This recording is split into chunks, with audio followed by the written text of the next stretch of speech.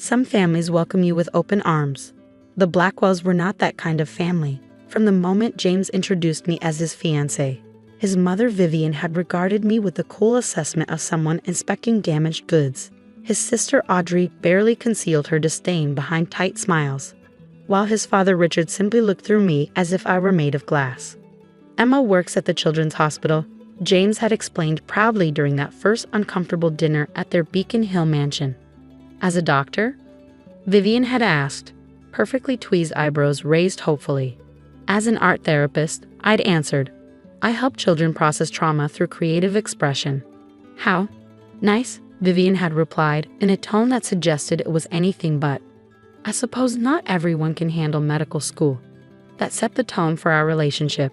In their eyes, I was unworthy of their son, the brilliant neurosurgeon from the distinguished Blackwell family, whose ancestors had practically built Boston.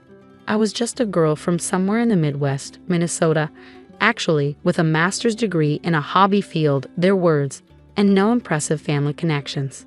What the Blackwells didn't know, what I hadn't told James yet, was that I had deliberately downplayed my background. After growing up in the suffocating world of old money and social expectations, I'd wanted to make my own way, to be loved for myself rather than my family name or bank account. When I met James during a hospital fundraiser, I'd been drawn to his compassion and dedication to his patients, not realizing he was a Blackwell until our third date. By then, I was already falling in love with the man, not the pedigree. And I wanted him to love the real me, Emma Larson, art therapist, not Emma Larson Miller, heiress to the Miller publishing fortune and granddaughter of Eleanor Miller, the famously private fashion designer behind the exclusive Valentina Culture label. So I kept quiet about my background, enduring the Blackwells' condescension with as much grace as I could muster. James defended me when he could, but he was often caught between loyalty to me and a lifetime of deference to his formidable family. They'll come around, he promised, kissing my forehead. Once they see how happy you make me, they'll have to. But 6 months into our engagement, with the wedding just 8 weeks away, the Blackwells had shown no signs of warming to me. If anything, their thinly veiled disapproval had intensified as wedding plans progressed. Which brought us to today, the final fitting for my wedding dress, an appointment that should have been special and intimate. Instead, Vivian had insisted on accompanying me, bringing Audrey and her mother's friend Diane Cartwright, the self-appointed arbiter of Boston society fashion, for expert opinions. I just want to make sure everything is appropriate, Vivian had said. Translation. She didn't trust me not to embarrass the family. I had agreed, knowing what they didn't. The dress I'd chosen was a Valentina original, designed by my grandmother specifically for me. Not that they would recognize it immediately. Valentina Couture created fewer than 20 dresses per year, each one unique, each one coveted by royalty and A-list celebrities worldwide. My grandmother operated in complete privacy, her identity known to only a handful of people in the fashion world. The bridal salon, Le Ciel Bridal, was the only boutique in Boston authorized to handle Valentina fittings. The owner, Marguerite, was one of the few who knew both my grandmother's identity and my connection to her. She had promised complete discretion for today's appointment. Emma, darling. Marguerite greeted me with the traditional European double kiss when we arrived. As she noticed Vivian's slight frown at our familiarity, she gave no indication. We have everything prepared in the private salon. She led us through the main showroom, past racks of designer gowns that made Audrey and Diane murmur appreciatively, and into an elegant fitting room with champagne already poured and waiting. Now, Marguerite said, addressing me while pointedly ignoring my entourage, your final alterations are complete. Are you ready to see? I nodded, trying to calm the butterflies in my stomach. Despite knowing I had chosen a masterpiece, the weight of the Blackwell's judgment made me uncharacteristically nervous. Marguerite disappeared into an adjoining room and returned carrying my dress with the reverence of someone handling a priceless artifact, which in the fashion world it essentially was. The dress was deceptively simple at first glance. An ivory silk column with a subtle A-line silhouette, minimal beading, and delicate cap sleeves. What made it extraordinary were the nearly invisible details, hand-embroidered vines that spiraled across the bodice, thousands of tiny seed pearls creating texture that caught the light with every movement, and the impeccable construction that made it look effortless. But the Blackwell women saw none of this. "Oh," Vivian said flatly. "It's very plain." Audrey circled the dress with narrowed eyes. "Where did you find this again? It looks like something off the rack at one of those budget bridal stores." Diane Cartwright adjusted her designer glasses. No structure, no presence, certainly not what I'd expect for a Blackwell wedding. I bit my tongue as Marguerite helped me into the dress behind a dressing screen. When I emerged, even I was stunned by the transformation. The dress, beautiful on a hanger, became transcendent when worn. It moved like water, catching light from angles that seemed impossible, the subtle details suddenly harmonizing into something magical. But the magic was lost on my audience. "What a shame you couldn't afford something better," my future sister-in-law sneered, eyeing my wedding dress with undisguised contempt. "Everyone will know you married James for his money." Vivian sighed dramatically. "We could have helped, you know. The Blackwell name opens doors. I'm sure Carolina Herrera would have made time in her schedule if he just asked us instead of settling." Marguerite, who had been making minuscule adjustments to the hem, slowly straightened, her professional composure cracking. "Excuse me, but this dress is—" "It's fine, Marguerite," I interrupted softly. I had promised myself I wouldn't reveal my background out of spite, but I was beginning to reconsider. Diane Cartwright had approached to examine the fabric more closely. "At least the material isn't polyester. Small mercies." She reached for the collar, where the dressmaker's label was discreetly sewn. "Let's see who actually made this understated little number." The bridal shop owner gasped when she flipped the dress label, her eyes widening in alarm. "This is a one-of-a-kind Valentina Coucher." The room fell silent. Even in Boston's rarefied social circles, a Valentina original was mythical, the fashion equivalent of spotting a unicorn. Diane's hand jerked away from the label as if burned. "That's impossible," she whispered. "Valentina creates fewer than 20 pieces annually. Her waiting list is years long. Even I couldn't secure one for my daughter's wedding." Vivian had gone pale. "There must be some mistake. How could you possibly—" Now my mother-in-law was frantically backpedaling, her social instincts kicking in as she reassessed everything she thought she knew about me. "I had no idea you came from that kind of family." That's when I decided to tell them exactly who I really was. "My full name," I said quietly, meeting Vivian's stunned gaze in the mirror, "is Emma Larson Miller. My grandmother is Eleanor Miller." The revelation landed like a bomb. Diane Cartwright actually gasped, clutching her pearl necklace. "Eleanor Miller," she repeated. "The Eleanor Miller? Publishing magnate Stephen Miller's wife?" I nodded. "And the woman behind Valentina Coucher, though that's not public knowledge."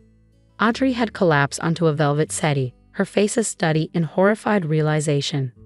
"But your job, the art therapy, is my passion," I finished for her. I could have joined the family business or lived off my trust fund, but I chose to build my own life. Just like I chose James for his kindness and brilliance, not his last name. Vivian was struggling to process this information, social calculations visibly racing behind her eyes. The Blackwells were wealthy and respected in Boston society, but the Miller publishing empire operated on a different level entirely, international, intensely private, and worth billions. "Why didn't you tell us?" she finally managed. "Would it have mattered?" I asked. "Would you have treated me differently if you'd known my family had more money than yours? Because that would be rather revealing, wouldn't it?" Marguerite, bless her, chose that moment to bring over the veil, another Valentina creation of handmade Belgian lace so fine it seemed to float. "Your grandmother sent this over this morning," she said, carefully arranging it on my head.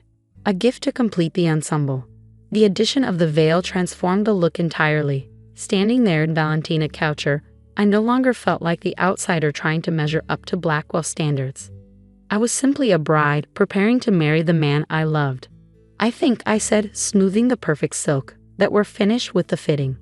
"Thank you, Marguerite." The ride back to my apartment was silent, the Blackwell women processing their new reality. As we pulled up to my building, a modest brownstone I chosen for its proximity to the hospital rather than its address, Vivian finally spoke. "Will you tell James about your family tonight?" I confirmed. "I've already invited him over for dinner. I should have told him sooner, but I wanted to be sure he loved me for myself." Something shifted in Vivian's expression. perhaps the first genuine emotion I'd seen from her. I understand that impulse better than you might think.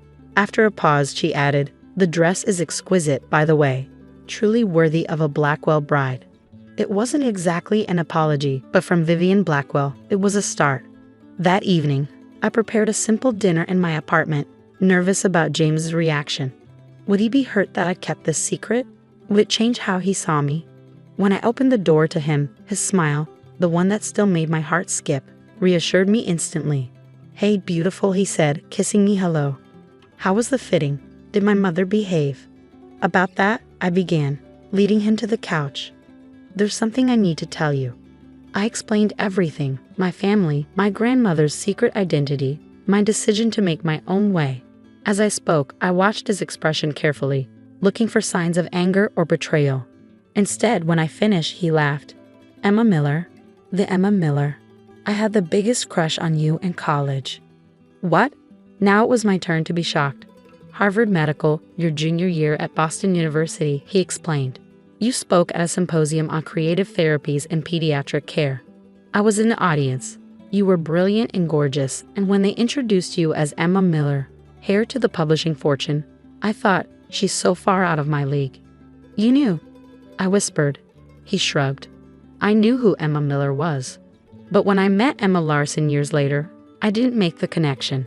You were just the compassionate art therapist who challenged me to see my patients as whole people, not just neurological puzzles." Tears pricked my eyes. "And you didn't care about any of it. The name, the money." "I fell in love with you," he said simply. "Though I have to admit, I'm relieved my mother found out before the wedding. Now she can stop treating you like you're after my non-existent fortune." I laughed through my tears. "She's already adjusting. You should have seen her face when she realized my grandmother is Valentina." James pulled me close. "I'm marrying you for your terrible taste in movies, your inability to cook anything more complex than pasta, and the way you see beauty in broken things. The dress is just a bonus."